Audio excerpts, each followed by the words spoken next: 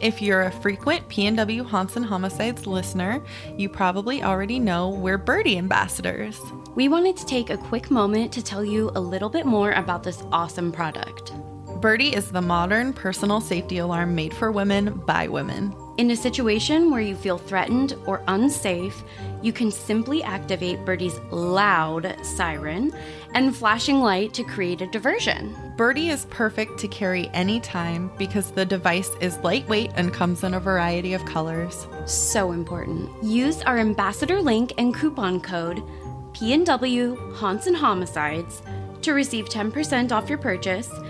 Like our social media handles, the coupon code is all spelled out, no special characters. You can find the link and promo code in our show notes or PNW Haunts and Homicides link tree.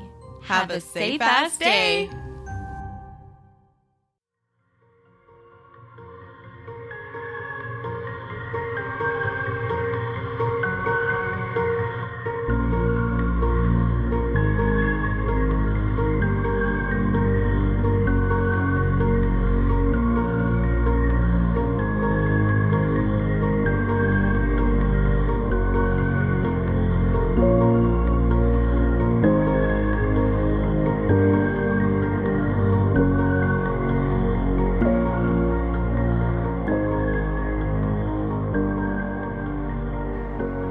Hi, Cassie. Hi, Caitlin. This is PNW Haunts and Homicides. My mic is currently off camera, so I'm going like this. And you people listening can't see it because it's way better on the Patreon. Yeah, we're recording our tarot reading for the case for Patreon. Woot woot. Hi, Patreon people. All right. So I am not going to tell you anything about the case, obviously. We'll just get right into the tarot reading. Okay, are you sending forth your energy? I am. This case is buku bananas. And I am receiving your energy into the cards. Cut, my dear. Let's see. Do I like this one? I think I do. Of course, it's in the fucking reverse. Wouldn't you know? Every time. It is. Why does this happen to us? The Emperor. Oh my! I feel like we've got. Why do we keep getting the same cards? We've gotten this one before. I'm sure we have. Yeah, I feel like some of them just are like they relate to stories, like ours. Oh, turn to it more directly. So here, hold that guy, and then. I'm going to go to the little book and look up the interpretation, but just in case we need as you know, the little book doesn't give us a lot on the reverse. Yeah. So. But that's fucked up. Yeah. Okay. Do you want me to read? Yeah. Yeah, you go for it. Okay. Boundaries and structure make us feel safe. Duh. The Emperor is full of authority and creates a world full of rules and laws. She is a comforting answer to the chaos of the natural world, but she is rigid and uncompromising on her stony throne. She requires logic and reason above all else, and she is unafraid to lead and take the reins to shape the world around her. Though she lords over a powerful and grand cityscape, the river of life has flowed to a trickle behind her. Protect yourself if you need to. Don't allow others to walk all over you, and don't be afraid to stand up, take charge, and force change. Okay. Logic and reason may be the best approach for a particular problem, and by creating some stability in your life, you may be able to release some anxiety. Don't lose touch with your compassion, though. Stubbornness and stoicism will not always be your best answer. So that's the interpretation of the card without, some insight on the reverse. So give us the big book, Cassie. I don't see where it has the reverse. I don't think that this really gives us enough insight here. So that's a weird. Okay. I've got some reverse interpretation here, and I'm just going to read from the net, the interwebs. Okay. The Emperor reversed is a sign of abused authoritative power. Okay. In your social life, it can manifest in the overreach of power from a father figure or a possessive partner. It presents a man who wants to take control of your actions and makes you feel powerless. It could also be that you are playing the part of a weak ruler, hatching a plan to avoid the tasks that come along with having responsibility. Perhaps you aspire for a career that is more flexible than one that is governed by strict rules. Lack of self-control and inability to handle situations can be presented by the Emperor on a personal level. When he is reversed, the structures, rules, and systems that he creates are no longer working. His desires to inspire higher principles in his kingdom have turned to ruthlessness, tyranny, and rigidity. Oh my gosh. This is just, I'm looking at this just going, oh my. He seeks to dominate, forgetting his call from the crown to do what is best for his people, fearing only for his loss of control and thus creating suffering. It sounds like it could tie into one of your cases. This is so bizarre too, because I feel like this probably could have related to either of the cases that I was debating about recording today. Interesting. And the one that we ended up deciding to go with, oh, wow. It's creeping me out a little bit. Ugh, okay. All right. Well, without much further ado, I'd like to bid our Patreon adieu. Farewell. Au revoir. So long, farewell. But we're still here with you guys. It's true. All right.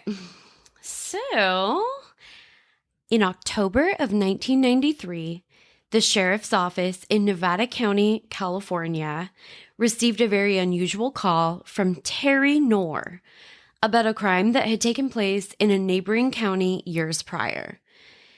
Now, this is a little bit confusing because some of the names of these places, like Nevada County, California, it's a little confusing just because you're like, wait, is that what state are we in? Is it chicken or tuna? Yes, exactly. Exactly. Aw, poor Jessica. We love her. I am not making fun of her. I am. But... Read her book. It's great. According to the interview Terry did with Case Files, she is said to have made the call after watching an episode of America's Most Wanted that had aired a segment about two unidentified murder victims. Ooh. Yes, it's very ominous. She would go on to describe her harrowing story as one of the surviving Knorr children. Okay. She had attempted to reach out to law enforcement, she said, but the story was so wild, it was honestly hard for anyone to believe. Oh. When officers flew to Salt Lake City to interview her, she revealed that two of her sisters were the victims of unsolved murders. Damn. Yeah. It is real dark, you guys. This is a true crime podcast, but I'm just going to say it's pretty brutal. And if hearing about violence against children is not for you, this episode will be one you'll want to sit out. We'll see you next week. See you next Tuesday. All right. Why do you keep fucking me up with these kids? I know. Well, end of disclaimer. Onward. 9 years prior to Terry's frantic call to police, a burning body was discovered along the I-80 interstate highway in Placer County, California. It was on fire? Yes. It does seem that it was actively on fire. Okay. When a patrol unit was dispatched, they found the body about 25 feet off the highway. Forensic testing determined that gasoline had been used as an accelerant and poured on the victim. Most of the victim's body was completely burnt. Duct tape was found on the victim's mouth and hands. And numerous personal items were found, including clothes, jewelry, and oddly, also some silverware. Huh. Weird, right? That is really weird. Yeah. Like on her or just like around her? Nearby. Or the body. Yeah. I guess we don't technically know if it's a male or female yet. You haven't said, but. Well, there's a bit of a spoiler in the early stages. However, no ID was found at the scene and no witnesses came forward. Investigators found something else at the scene that was truly troubling and equally puzzling. Diapers. Okay. So basically, this left law enforcement with a distinct impression that a young child may have been in danger. Oh. Another horrifying detail would emerge after the coroner examined the body. The coroner was able to determine that the victim was still alive when she was set on fire. That is like the most horrific thing. It really is. Ugh. I have heard in a couple of different like articles and different things that I've read or seen, documentaries, whatever, that basically death by fire is supposed to be the most painful way to die because you feel it until all of your organs basically shut down from being cooked and your like nerve endings are burned. Oh, it's just horrific. I can't even, like, my brain does not comprehend that.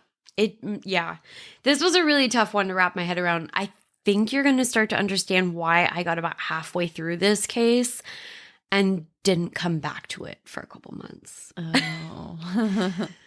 Fair warning, guys.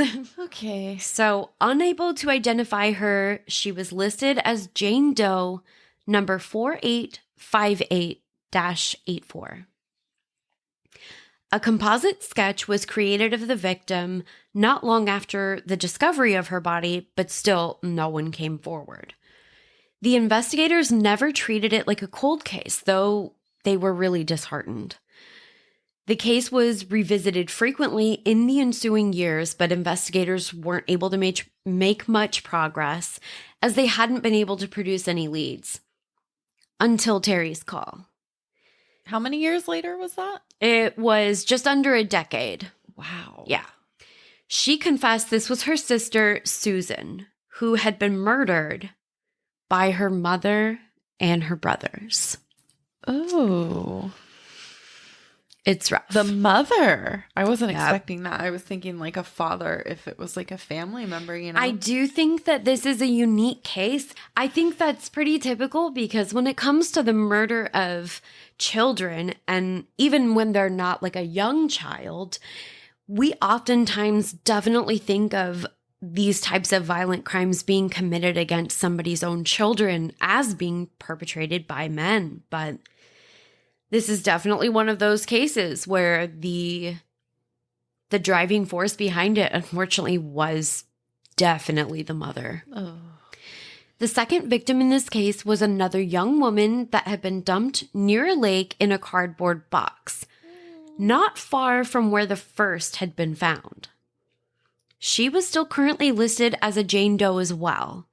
This was Terry's older sister, Sheila. Wow. But of course, until Terry's 911 call, nobody's going to know that. Now let's talk about Terry's mother. Do we have to? Yeah, sadly, the whole case is about this particular lady, so I'm afraid I'm going to have to insist. All right. Go ahead. Theresa Knorr was born Theresa Cross in Sacramento in 1946. Her father, Jim, was diagnosed with Parkinson's when Theresa was a young child. As a result of his diagnosis and the condition's symptoms, he soon lost his job. Theresa's mother had doted on her, so her unexpected passing following a heart attack was a devastating blow to her at the tender age of 14. Oh, wow. She had a major depressive episode, and it is believed that it may It's believed to have played a role in her developing borderline personality disorder. Oh. Clearly a sad start Yeah. to Theresa's life. Okay, and I want to say really quick here, Theresa is the mother. We hate her. Yes, we do. Terry is our 911 caller, one of her surviving children. We love Terry. Yes. Okay, just so we're clear. Within a year of losing her mother, 16-year-old Theresa was married to 21-year-old Cliff Sanders and pregnant. Wow. Clearly desiring some sense of support and stability in her life. She gave birth to their first child, Howard. The following spring, she was pregnant again with their second child, Sheila.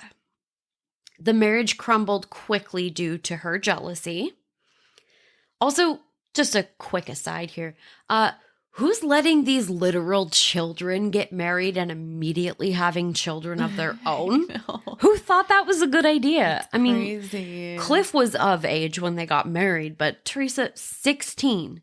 And she's like immediately married and pregnant. She's got like 2 kids before she's even of legal age, basically. Yeah, that's nuts. Yeah. This is way more nuts. Great. It's literally only going to be crazier. Theresa shot Cliff when he attempted to leave her. Jesus. Yeah. He's like, I can't take your jealousy anymore. I'm leaving. And she's like, fat chance. You will not be leaving. Yikes. Ugh. Hell hath no fury like a woman scorned. Sadly, Cliff did succumb to his wound from that shooting. Oh, no. She was tried for his murder in August of 1964, where her defense counsel painted her as the victim. A battered woman, pregnant with her second child. Brace yourself. Okay. She was found not guilty. Wow. And ultimately received sympathy and even hugs from the jury. Wow. I mean, I can see how that could happen. I mean, he's Yeah, not there to defend himself, you know? Yep. What, like... It's not great, though. Yeah. Not great. I mean, Maybe don't be hugging the murderer. Our history of, like, believing women when they say, like, they're being abused and stuff, it's like... It's very mixed because Yes. it's usually not the case Yeah. that this is how it would play out. And then in this case, of course, they're like, oh, we believe you. So something else that stuck out to me, this is sort of a bizarre detail that I have a hard time believing, but the next day, she retrieved the rifles that had been confiscated from her home. They gave the guns back. Yeah. Wow. Here's the woman who killed her husband. And they were like, yeah, you can totally have these back. No problem. Here. Yeah, we'll sign them out right now. Yours. Sorry for Good to taking go. them from Yeah. you. Oh, man. Sorry for the inconvenience, Yeah. ma'am. Oh my God. Yeah. So definitely seems like a woman that we want to have guns, right? Definitely. Yeah. It's going to become clear that her acquittal gave her newfound confidence in whatever violent acts she saw fit to commit. Man, yeah, because she could just get out of it now. Yep. All right. So in March of 1965, she gave birth to her second child, Sheila. So that was the baby that she was pregnant with at the time that she killed Cliff, Wow. Sheila's father. That's crazy. Yep. Shortly after, Theresa met and began a relationship with a United States Marine Corps private named Robert Knorr. I feel scared for him. Yeah. Definitely. She soon became pregnant again, and the couple married on in July of 1966. She's a fertile myrtle over there. Sure Jeez. is. All of the poor children that we're going to talk about in this case were born into a very unstable home, as that marriage, as I'm sure you're shocked to learn, was also very troubled. Aw. Which totally tracks based on the first marriage. Yeah. Well, Yeah. So it's going to be hard to keep track of her marital status throughout. I mean, no judgment. Get married, don't get married as many times as you want. But all of this is to say we might not get to all of her husbands. wow. Not Not judging. I'm not judging. Yeah. I also won't be talking in depth about each of the children per se. Because man, it is it's a lot. There's a lot of husbands, a lot of kids. So we're going to talk about each of them as it pertains to this particular horror show. Okay. Are you going to tell us how many kids she actually had? Sure will. Okay, good. That's so funny. Literally the next thing in my notes. I'm telling you, this girl, she's a clairvoyant. That happens to us like every time we record. I just know. So it says, which on that note, which, let's get to her sixth child. Okay. Sixth child, Terry. That's the end. That's so many children. That's a lot. Yeah. Like, I mean, unless she's pregnant in prison right now. Oh, she might be. No, she's not. I know you're going to be shocked, but Theresa's marriage to Robert Knorr did not last. Following their divorce in 1971, Robert was unable to see his children again. Aww. So that's really awful. I mean, literally, there's nobody that escapes a marriage with Theresa unscathed. Cliff is literally killed. Robert literally has his children ripped away from him. Not a nice lady, in case you weren't already picking up what I was putting down. So as Theresa aged and she worried about her looks fading, she became jealous of her young, attractive daughters. Oh my God. Literally like the wicked stepmother. Wow. Except she's their actual mom. That is, It's gross. She turned to alcohol and abusing her daughters for solace. That'll make you prettier. Yeah, that's what I would Cosmo think. article, right? This is really sad. It's been widely reported that she did not abuse the boys in the same manner. In fact, they would ultimately become accomplices to varying degrees. Wow. I mean, I guess because she's jealous of the girls and then... But not of the boys. Yeah, but then I'm wondering, like... I don't know if you're going to go into it later, but, like, I'm seeing, like, when they get girlfriends and get married, like, she's going to be jealous of their girlfriends and wives, you know?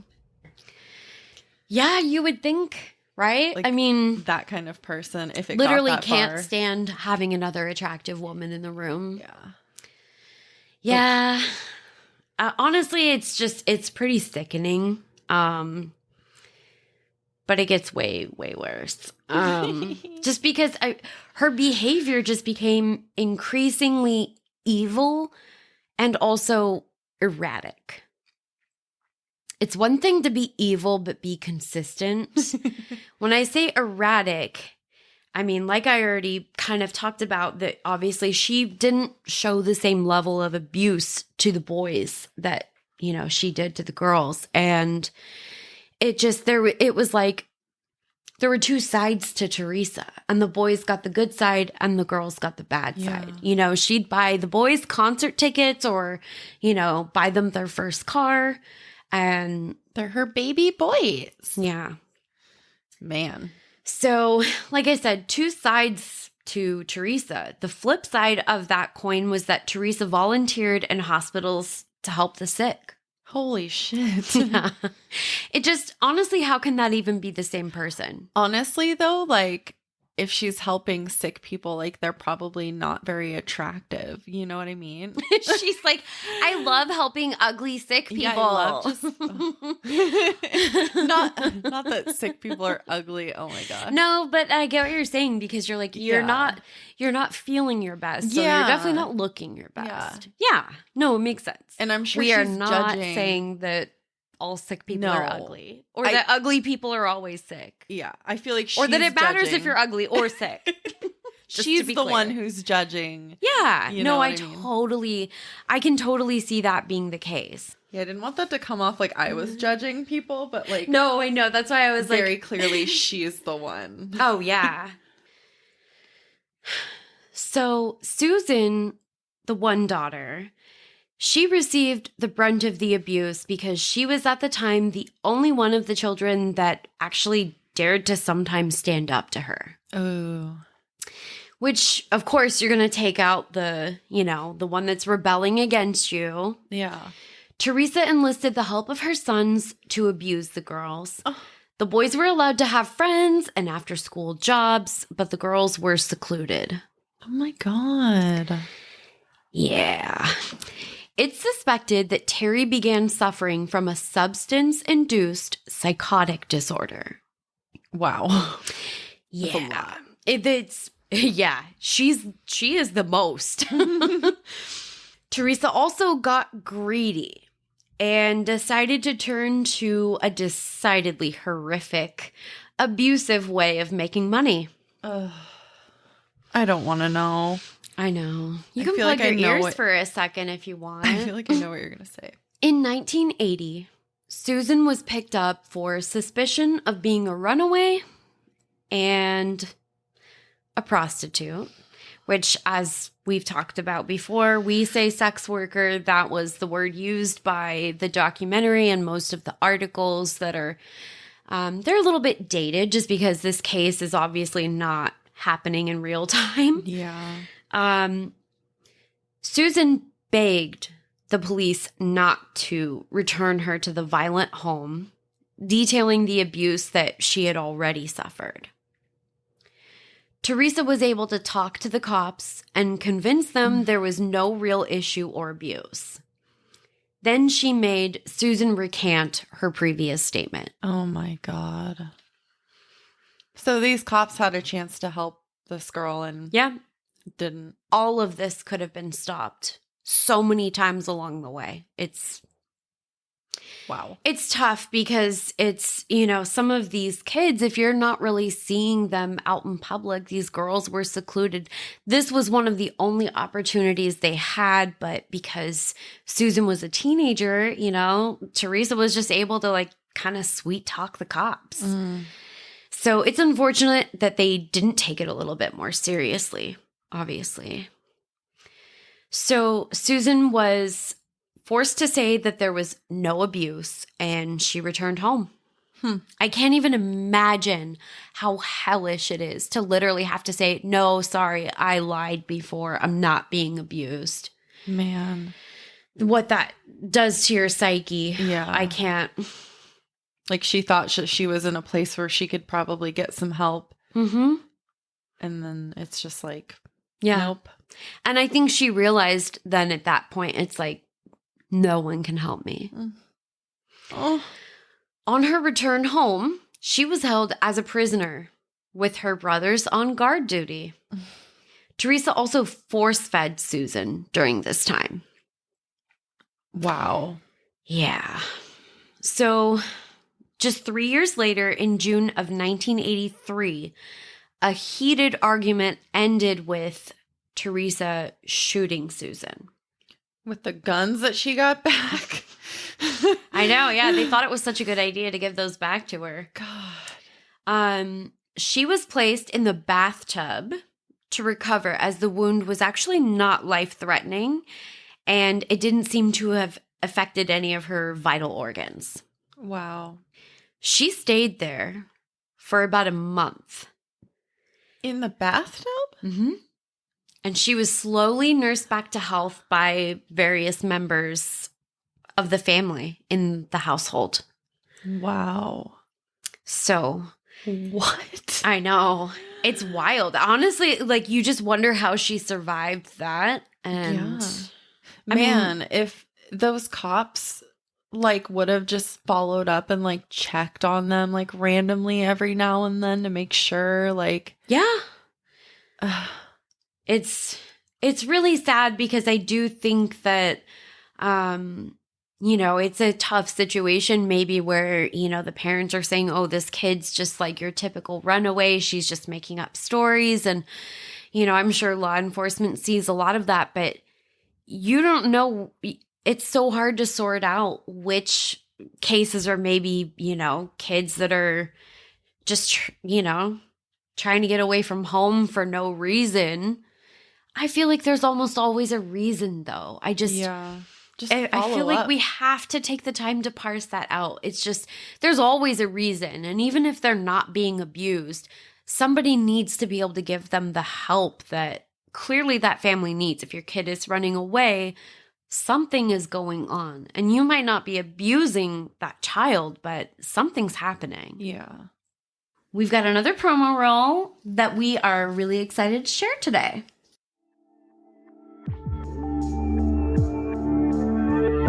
Hey guys, I'm Amanda.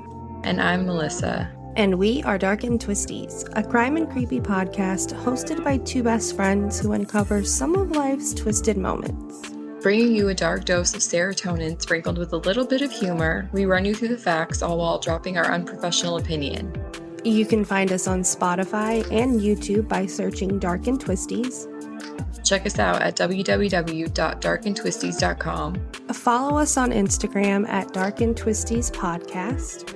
And join us as we try to figure out what the hell is going on.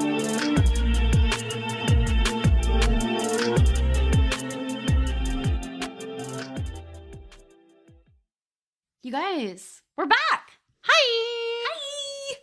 Eventually, when Susan decided to finally move out, deep breath, she was begrudgingly convinced, or one might actually argue coerced, by her mother Theresa to allow the family to remove the bullet. Her mother shot her. She lives miraculously after spending a month in a bathtub recovering. And that bullet is still inside of her body. Oh. Can we just pause for a second and recognize that Susan has been living with this bullet inside her own goddamn motherfucking... That's icky. I don't like things inside me. No. Well... I'm not going to touch that. Fuck. I mean, like a sliver. Like if I get a sliver or something, like it drives me crazy until I can get it out. Yeah. Even if it doesn't hurt. Like I just can't. So like a literal like bullet. So like foreign, I can't. But also unwanted things inside your body. Exactly. I can't believe it. I don't know how we're managing to make jokes to kind of like get ourselves through this, but we're doing it. It's necessary. It's a skill. It is. Well, crazy as it sounds, Susan actually agreed. Theresa was concerned that if they didn't remove the bullet, that could potentially be used as evidence against her for the horrible abuse against the children, obviously, namely Susan in this case. I bet she like told her stuff to convince her, like, hey, it's going to get like infected if you leave it in and stuff like that. Like she totally manipulated her. It's so ridiculous. She absolutely did. That's why, I started by saying, I feel like in the documentaries and articles that I checked out for this case, they said, Theresa convinced her. And I'm like, she coerced her. Yeah. So Susan was just desperate to get out of that house. And it sounds like this was basically the only way that was going to happen. Mm-hmm. She's basically, at that point, she's of age and she totally can leave legally. But good luck trying to get out of that house with, bodyguards. Theresa and your brothers like trying to block your exit if you don't do what they want. So... Sorry. Theresa capitalized on her fear and that desperation. So in July of 1984, Susan downs a boatload of whiskey and Theresa gets to work retrieving the bullet. She gets drunk and then starts digging around in someone's body for a bullet? Oh, okay, no. Here, Oh, let me okay. read this again. So, in July of 1984, Susan downs a boatload of whiskey, and Theresa gets to work on retrieving the bullet. Oh. Okay, here's the thing. You might not be wrong. They might have both been drunk, because clearly Theresa had a problem with alcohol at this stage. I don't know if that's what you said in the beginning and I just heard it as Theresa. I think you were missing the Susan I in think the I middle. was. Yeah. Yeah. No, it's totally fine. I don't want anybody to be confused about that. It is confusing because, for all we know, maybe both of them were drunk. Oh. Could explain a lot. Isn't she gonna like bleed a lot though? She drinks that much? Yeah, I mean, generally, that's why they don't let you, like, get a tattoo when you have alcohol in your system. Yeah. It does bleed a lot, just Yeah. FYI. Spoken like someone who flew right under the radar. Nobody Yeah. Honestly, I can't imagine how painful that was. I was basically, I'm learning this and I'm going, what is this, like Civil War times? Like we just give her whiskey and then we're just gonna do this in the living room? Like, Ooh. Ooh. What did she use to like cut into her, do you know? I'm not sure. It probably wasn't a scalpel. Yeah, exactly. No. Eek. Well, it doesn't go well. Okay. As a result of a crude at-home surgery, Susan went into a coma. Unlike Civil War times, Susan was actually given antibiotics, but unfortunately, they didn't seem to aid in her recovery. Oh, no. The family lived normally while Susan lay suffering on the kitchen floor and slowly deteriorated. They just left her on the kitchen floor. Yes. Eventually, Theresa and her two sons took Susan to an area near the town of Truckee and Lake Tahoe, which is where she was set on fire. Oh my God. Susan's possessions had been placed in garbage bags and were left with her body. So that was all the stuff that they found. The silverware? I still don't understand the silverware. I wonder if they made her eat from like special, I don't know. different silverware so it wouldn't touch. Or I wouldn't put it past her. did they use it to remove the bullet? I mean, Oh. it's possible it could have been. Ew. Yeah, yeah. I wish you guys could see Cassie trying to literally shrink and hide inside her sweatshirt. So, obviously, this is the first victim and Jane Doe that Terry was able to help police identify. Sheila then became Theresa's target following the death of Susan. Because Susan's not there to even occasionally try to stand up to her anymore. Somebody else is going to become the target for her abuse, obviously. In June of 1985, after suffering a beating at the hands of her mother and brothers, she was placed in a very small closet and she was left there. The children were instructed never to open the door. Oh my God. And Terry reported that she was never able to render any aid to Sheila in the closet. That is so sad. When the smell of death began to emanate from the closet, William brought home a large box from his job at the movie theater under the instruction of his mother. So this is one of the brothers, obviously, that's involved in abusing the sisters over the years. Sheila was dumped on the side of the highway just a few short miles from where Susan had been burned and abandoned. Terry was instructed to douse the closet where her sister, Sheila, had been kept with some sort of a flammable liquid. Presumably that was gasoline, just so that there wouldn't be any evidence of Theresa's crime. Ugh. The local police obviously suspected that arson had taken place in the home, but they were honestly none the wiser to the fact that it had been the scene of a far worse crime. Did they burn the house down? Or just like the closet area? I'm not sure that it actually ended up taking the whole home. But they didn't stay there in the home. So it may have burnt to the ground. It was just... Wow. Yeah, things really just spiral from here. So meanwhile, Theresa became very paranoid following Sheila's death while the family hid out in a motel. So they didn't stay in that home. So I think that probably more than likely the home did end up burning down. I don't know if there was, still part of the home that survived. I don't know that specifically. But I'm guessing based on the fact that they, left and they used an accelerant on that particular part of the home, I'm going to say it was probably past the point of being a livable place. That is just crazy. I know. It's bonkers. Oh my God. So at this point, Terry was 15.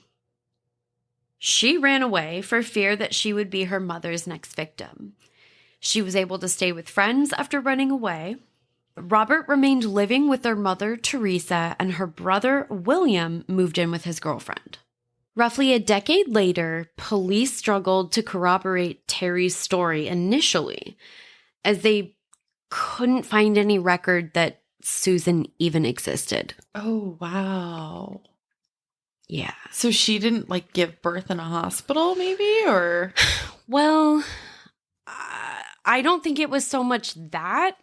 Well, here, let me tell you this next part, and maybe it'll inform a little bit, but I kind of had the same question. Okay.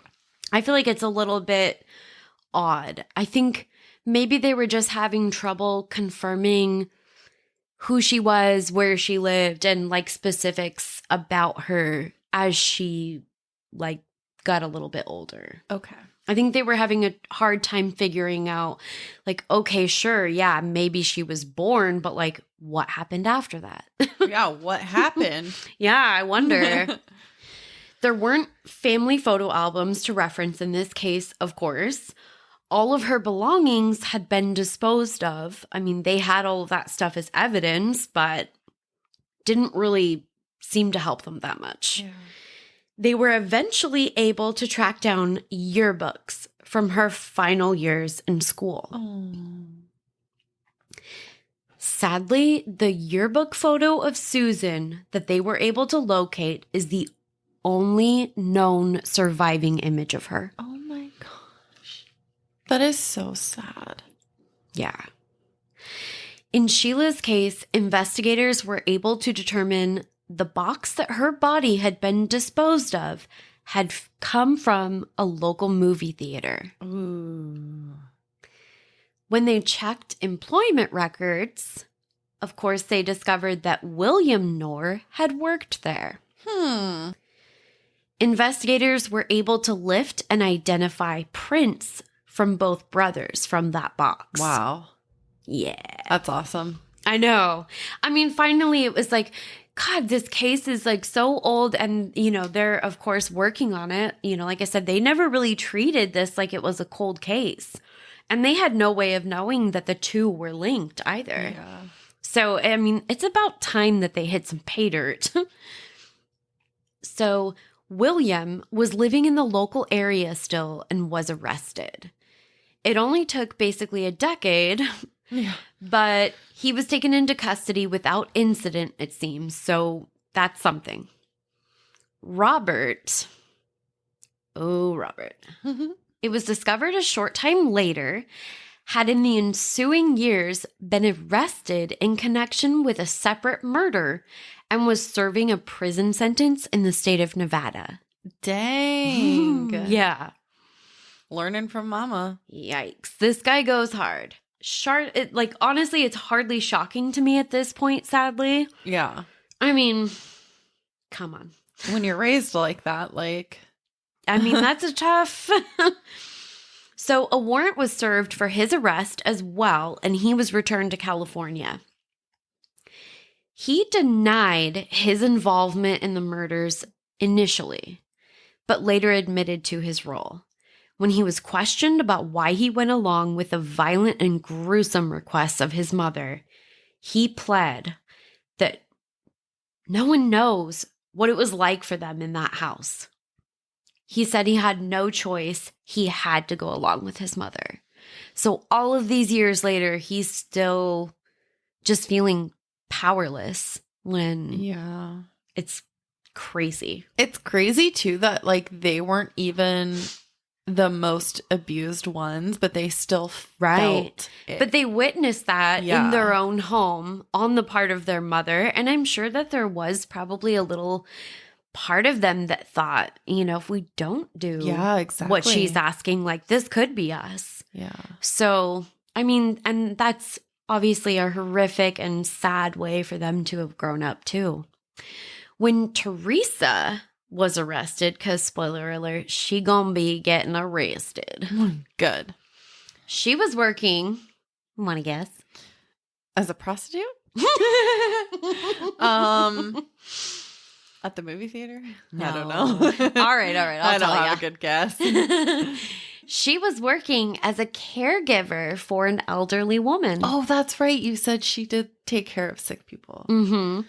Yeah, so she had, you know, volunteered at the hospital before, but this was something, you know, she was working as basically this woman's caregiver.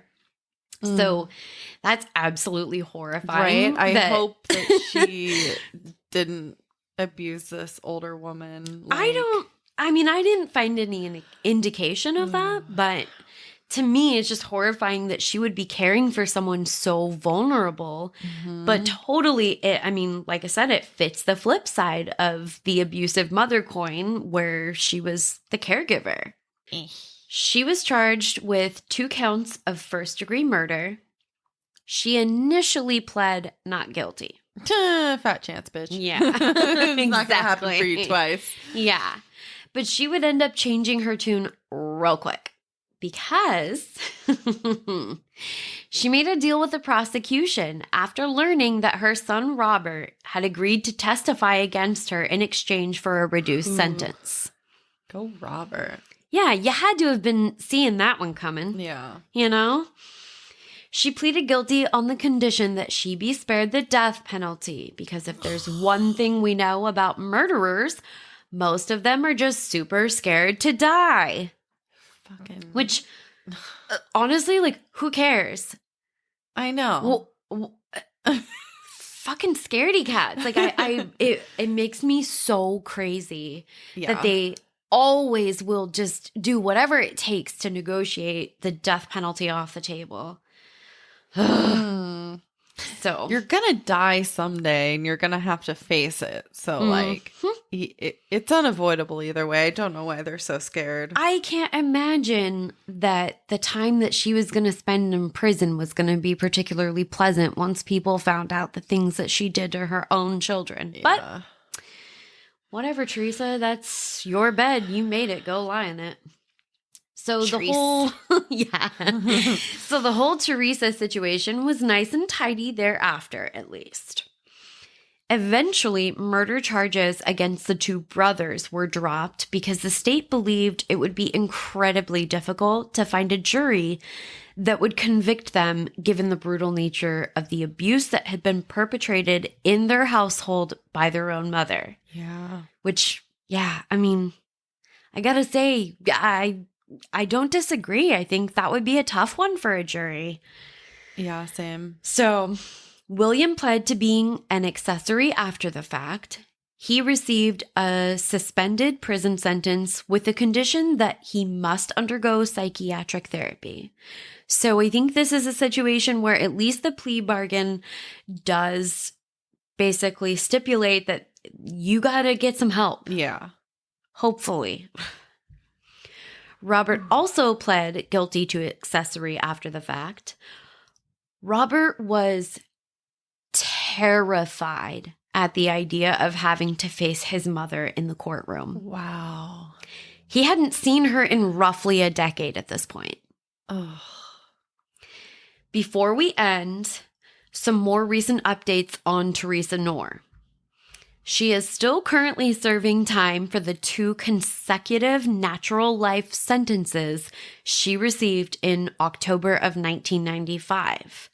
However, she could be eligible for parole in 2027. No. Yes. Why? I don't understand. She has literally killed 3 people that we know of. Oh my God. She would be in her 80s by then, but it seems incredibly unfair, especially given the truly egregious and unforgivable nature of her crimes.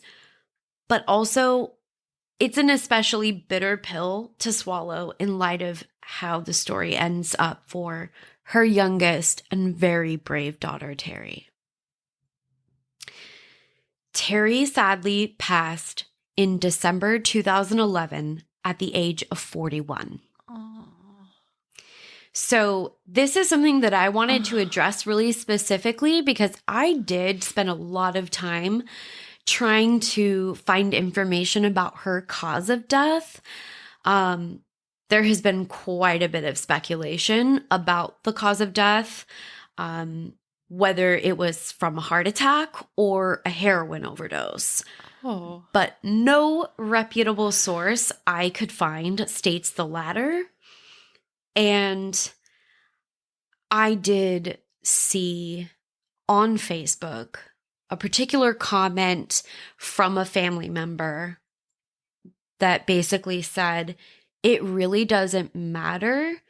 That's not what defines Terry. In essence, the comment was like, there are so many of you here basically trying to figure out how she died, and you're so curious about that, but that is not ultimately who she was. And Yeah. And, you know, she did refute, it looks like, the accusation that it was a heroin overdose. But again, it's like, it doesn't matter, It doesn't. you know? Either way, you know, she had such a horrible start in this life with her, you know, family. And I think what we're beginning to learn about the science of understanding trauma, understanding, you know, the effects, especially as a child, is that it takes a physical toll on a person's health. Terry deserved much better than an early death after sharing her story. Yeah. So I just wanted to share a little bit about that because I thought, gosh, you know, like I was interested to see like what happened in Terry's case and like, you know, what did she go on to do? And definitely once I found out that she had passed, it's, you know, it's a really sad thing to have lost her at such a young age.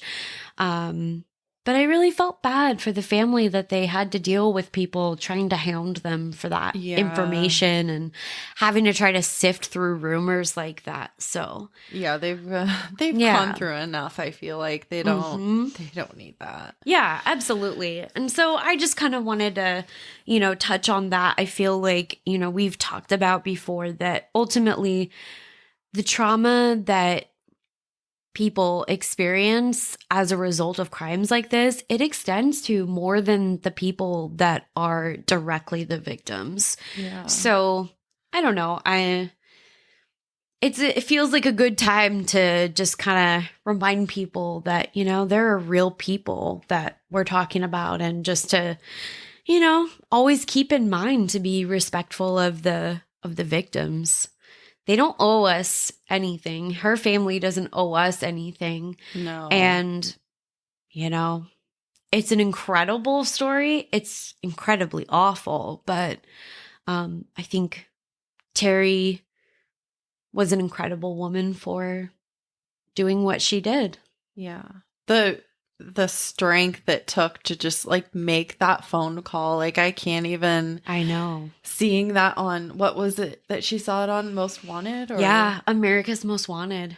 And like that probably brought I'm back sure that was so triggering for her. so much. Like I'm sure she had like well, I don't know, I'm sure, but like people block things like that out. And like, I Yeah. don't know how much maybe she had blocked out. And then that she saw this. Yeah. I'm on sure you TV, have to like try actively not to think about it so that you can try to like have some sort of semblance of a normal life. Oh, it was probably So- such a huge like argument in her head. Like, should I call? Should I not call? Yeah. What is my mom going to do? Is she going to find me if I call? Like, oh, but she did it. She did it. She did She it. solved a dang murder, man. Yeah. I think I'm going to go back to the tarot here just to kind of take a look at this was just a reminder. It was the Emperor in reverse.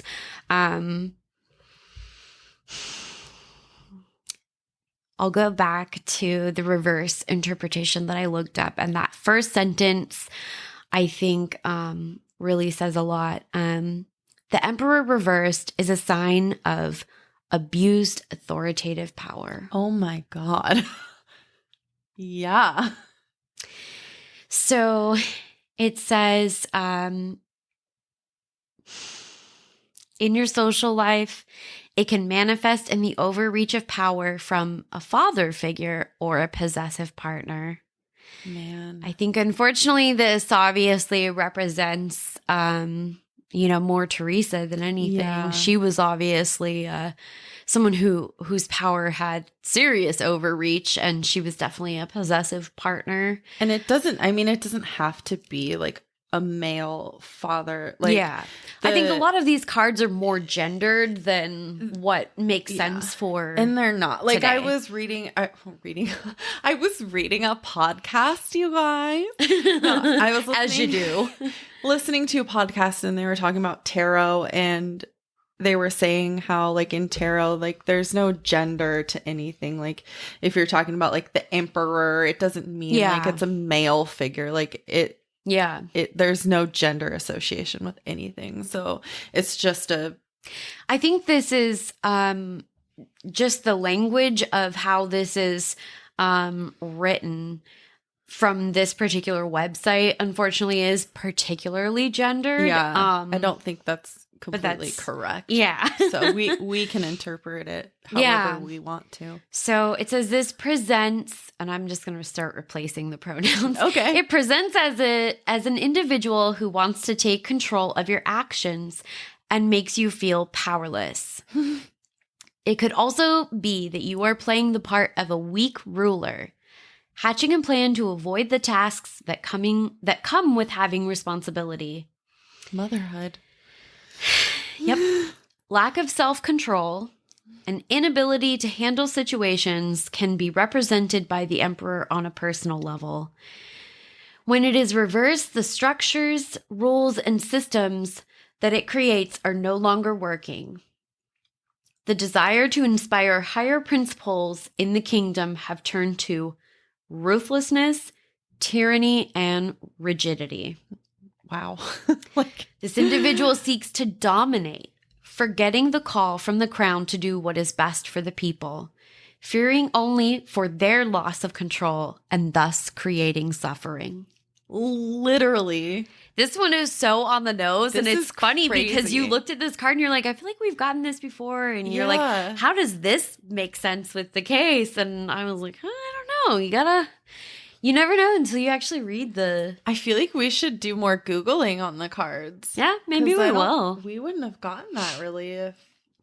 Well, and in the little book, I felt like the big book didn't offer as much as I would have liked this time around. Usually it's pretty fail-safe, but the little book, when we're talking about the card, it says boundaries and structure make us feel safe. So remembering this is the card in the upright position, that's kind of the premise of the card. The Emperor is full of authority and creates a world full of rules and laws. It's just, it just ties in so well with this case that I just can't. It really does. Yeah. It's really creepy. I'm looking for, here it is, I found it. Okay. Don't lose touch with your compassion, though. Stubbornness and stoicism will not always be the best answer. Man, maybe she That's should an have had a tarot reading. Shit. Oh my God, I'm ready to say goodbye to this Theresa. Wow. Bye, bitch. All right, you guys. This is man. This tarot card really informed us on, what was basically a power struggle. This was a competitive thing that she had going with her daughters. She was an overbearing partner. Like I said, are you ready to say goodbye to Theresa? Yeah. I'm ready. Fuck this bitch. Okay. Should we Have a creepy ass day. See you next Tuesday. Except for you, Theresa. Fuck you. Fuck off. So, for all of you that are listening, if you have any true crime or paranormal stories that you want us to share, maybe with the whole Pacific Northwest. Yes, we would love to read them on the pod. Yes, we will read them out loud. Not just in our heads. Yes. They don't have to be from the Pacific Northwest if you would like to share. Email us at pnwhauntsandhomicides@gmail.com. It's all spelled out, no special characters. Super duper easy peasy. Follow us on Instagram and Facebook. Same thing as the email at pnwhauntsandhomicides, all spelled out, no special characters. Please also rate and review us on whatever platform you're listening to, and check out our stories on social media because our meme game is hot. Agreed. And if you agree, like Caitlin, you can also find us on Patreon and support the show. Bitchin'.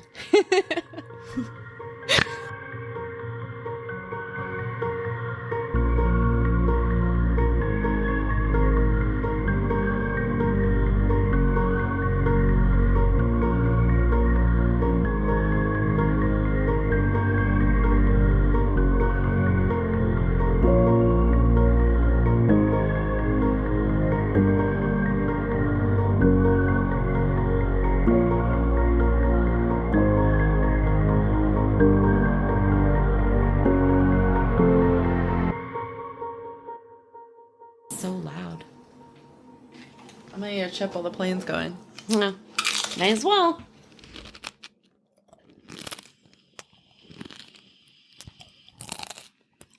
I'm eating chips. You must have so much fun listening to the shit that we edit out of this. That's very fun. Seriously? What is it, the Blue air- Angels Yeah, or something? The air show's in July.